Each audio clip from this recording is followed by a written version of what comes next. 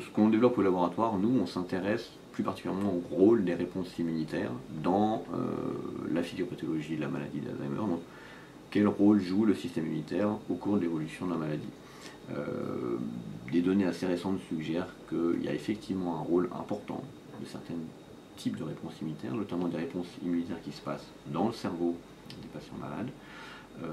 Donc la maladie est caractérisée par deux types de dépôts de protéines pathogènes qui sont responsables de la maladie, et il y a les réponses immunitaires qui se mettent en place dans le cerveau en réponse à ces protéines pathogènes. Et on sait que ces mécanismes immunitaires jouent visiblement un rôle dans l'évolution de la maladie, un rôle complexe, avec des effets bénéfiques, des effets néfastes. Et tout l'enjeu de ce qu'on développe nous, c'est d'essayer de mieux comprendre quelles sont les populations immunitaires impliquées dans ces effets néfastes et bénéfiques, que ce soit au niveau du cerveau ou dans le sang des patients, qu'on appelle en périphérie. On s'intéresse plus particulièrement à un type de cellules immunitaires qui font partie des globules blancs, donc les réponses immunitaires qu'on a tous, et on s'intéresse à essayer de comprendre le rôle de ces différents types de globules blancs dans ces processus immunitaires associés à la pathologie. Et on a pu mettre en évidence des effets bénéfiques de certaines de ces populations. On a vu qu'en amplifiant certaines de ces populations en périphérie, donc dans le sang, dans des modèles expérimentaux, on arrivait à ralentir la progression de la maladie. Et ceci semblait être lié à une modification des réponses immunitaires dans le cerveau des individus malades.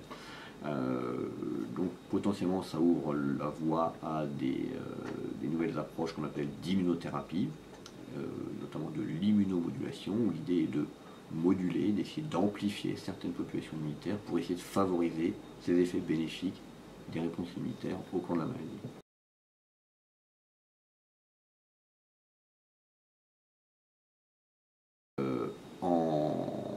En résonance avec ces résultats sur l'aspect thérapeutique, nos travaux visant à identifier les populations immunitaires, on va dire bénéfiques,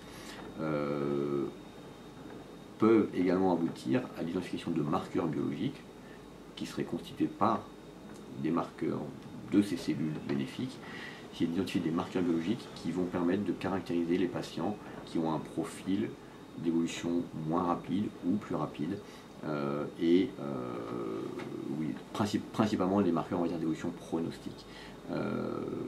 Pas tellement à l'heure actuelle des marqueurs de diagnostic, mais plutôt des marqueurs d'évolution pronostique, qui est également un des gros enjeux actuels pour essayer de pouvoir identifier les patients qui pourront bénéficier d'un traitement lorsqu'un traitement sera disponible.